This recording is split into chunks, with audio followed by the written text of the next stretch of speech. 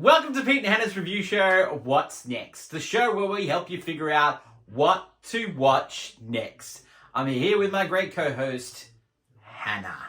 Hi. Hannah, on today's show, we are reviewing the Marvels. Ooh, wow. Freelance. A recap of Loki. Not go into that. But before we begin, let us tell the viewers what they should do. Pretty please leave a like on the video and subscribe if you haven't already. And leave a comment down below on what you're watching this week. Comment down below. Hit the notification button and you'll get great content like this one. Hannah, successful 2022 championship belt unveiling after post-credit scene every Thursday after movie news. This week it's 2021. Looking forward to that. We've been reviewing those. So, what's your 2023 championship belt holder? My 2023 is John Wick Chapter 4. And mine is Past Lives. Ooh. Let's go to the reviews. And the first review today is The Marvels. Yes. It is the long-awaited sequel to Captain Marvel, which was highly successful. This one is starring Brie Larson. It's also starring Monica Rambeau from WandaVision and also Kamala Khan from... Amali, she's she's from a great... Miss Marvel. From Miss Marvel, but she's also a great Marvel fan. Yes. Yeah, she loves the Marvel. The young... so, that's also... she played in the Doctor Strange movie, the new one. Yes. She's also a huge, I cannot remember her name, unfortunately. She's also a huge Marvel fan as well. A lot of the new people coming into Marvel are actually fans of it. Yes. And so they've grown up with the movies. Yeah, and they've grown up with the comics. This one was directed by Nia Costa, who directed Candyman.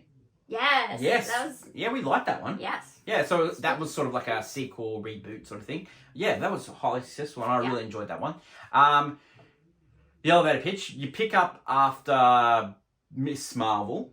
Yes. And it also picks up that with the Captain Marvel in space after Endgame. So she went back to space and to look after... I would also say you don't... It catches you up. It does catch you up, so you don't really need to know the others. So like if you've seen Captain Marvel, and if you haven't seen Miss Marvel, you don't need to see this one as well. The big bad. You don't need to watch it to watch this movie. You got the big bad is the Kree. Yes, it's the Kree again. Yeah. And she is trying to suck an atmosphere, some water, and a sun from all different planets to re-engage hover. Yeah. That's a great elevator pitch, Pete. Reasons to see this hand. It's just a lot of fun. Yeah, it's classic like phase 1 and 2 Marvel where it's just Kamala Khan. She's amazing. Yeah. She plays the Spider-Man to your Tony Stark in this. Like, it gives that young person's perspective. Yeah. It gives it great humor. The family. I love the family aspect. Yes. I love the family. It was so good. It's just fun. It's good action. There's like a really great scene in a house that's like... Yeah, that's great. Because they play on the fact that the three of them are switching their powers constantly. Yeah, well, they open... to get all the atmosphere, the water and the sun, they had to open up time-space jumps. Just like they do in Guardians of the Galaxy, they can just jump into different galaxies and stuff like that. So they go through these time loops, and that affects the Marvel's powers. So all the different Marvels have to swap when they use their powers. And there's like a really charming scene when they're on this spaceship and they're learning how to coexist forever. It's very charming. They actually work really well together, and it's just nice to see. There's a scene on a planet where they sing, and that's just perfect from your clickbait. Put musicals into everything. We're good here. Yeah, there's a lot of like just fun moments, and it's a collection of fun moments. It doesn't break the mold necessarily, but it's a great fun movie. Reasons not to see this: if you are a jerk and you're just coming at Marvel, just saying because all Marvel sucks, because you want to be on the opposite side of history, like just don't go see it, and let us see the movie that is made. Like we don't pump things up when they're not good, and we don't tear things down when they are good. And so we go and enjoy a movie and we say, yeah, it's good or not. Like we even saw The Flash. Everyone is just off DC, so they're giving it to DC. Yeah. But we saw there's good elements of The Flash. The family sort of atmosphere in The Flash. Yeah, of course there was some elements that it wasn't great. And there's some elements in this movie that are not great at all. Mm-hmm. But you know what? Get over yourself, right? There's some terrible Marvel movies that this movie is so much better than. I can name half a dozen movies that, you know. Yeah. But I'm just... The thing, it's definitely your average Marvel movie.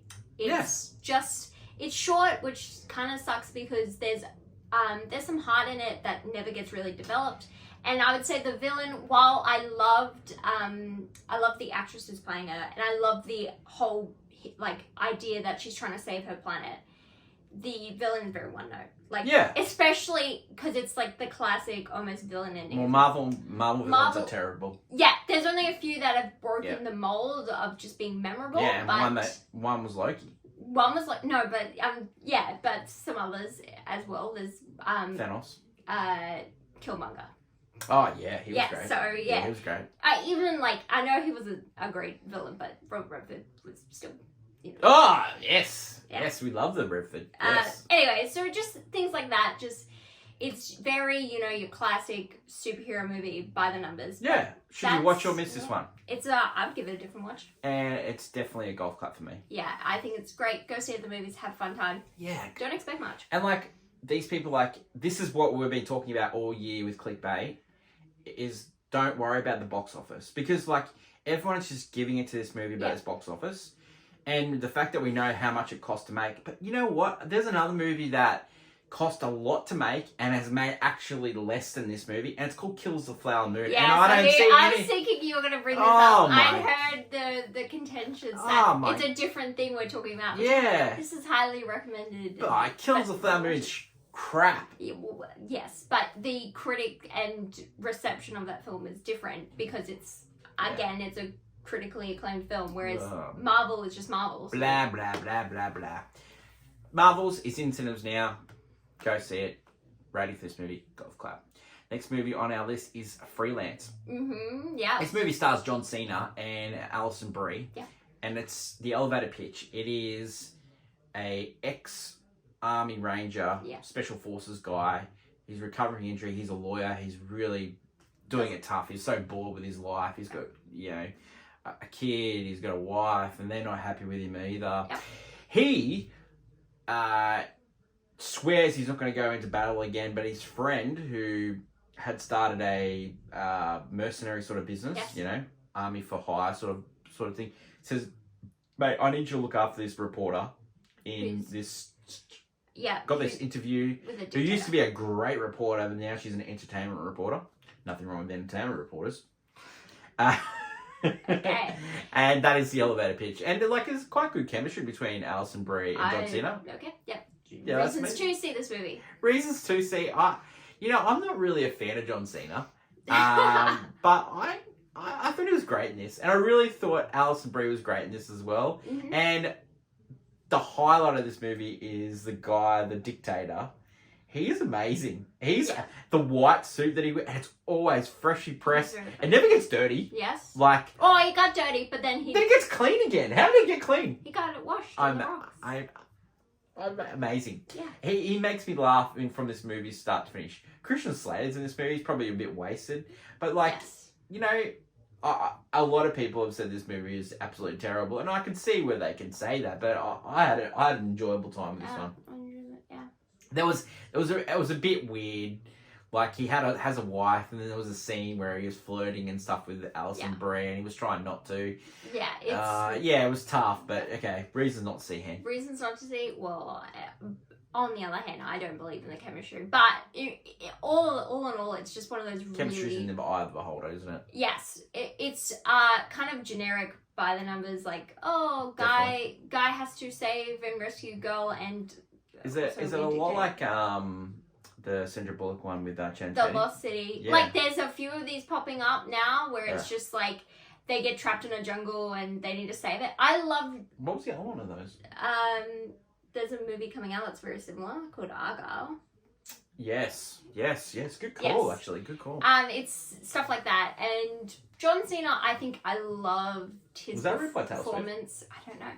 I loved his performance in Peacemaker, and I think when he has a really great script, John Cena can be very funny. I think this movie does not have a great script at heart and is not very funny, and it just is, pretty meh. The baddie's cooking though.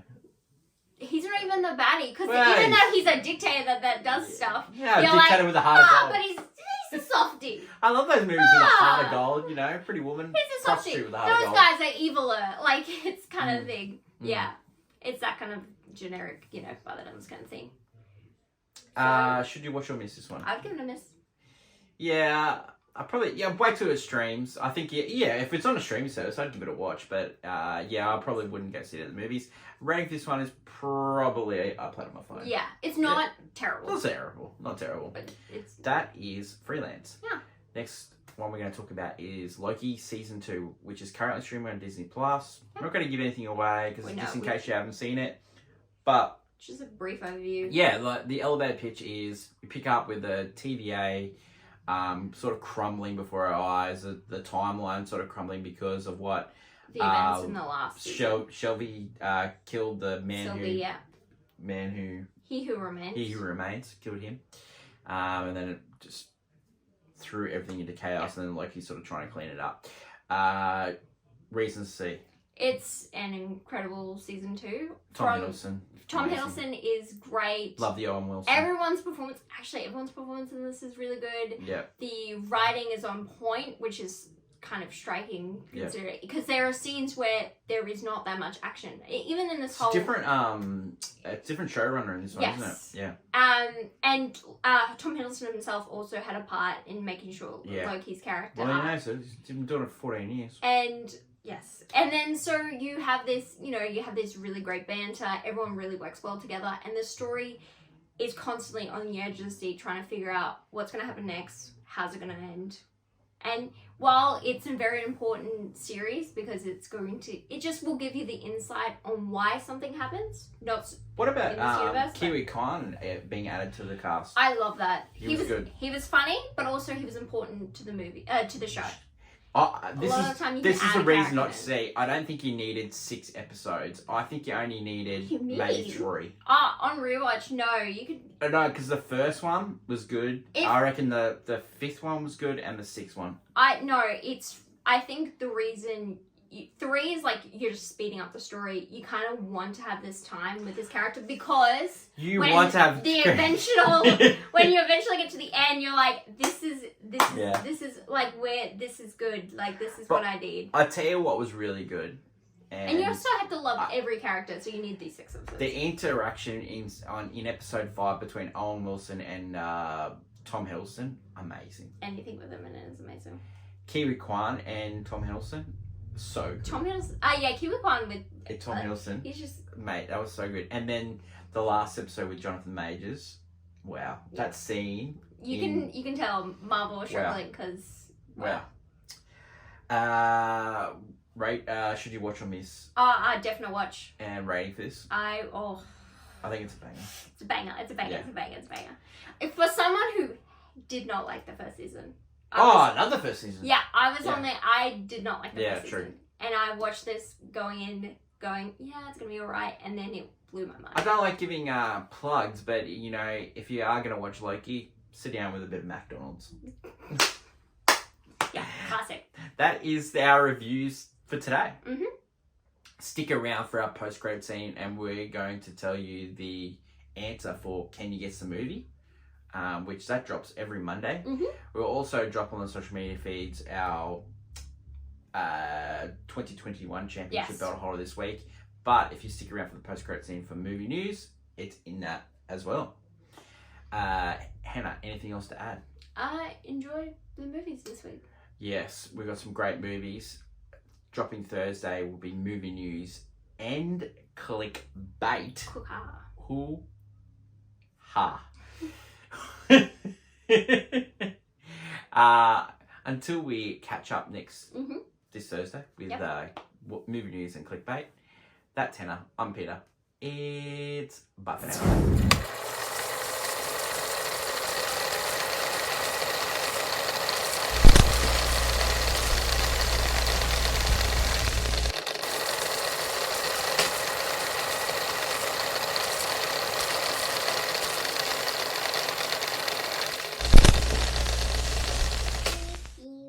Hannah. Yep.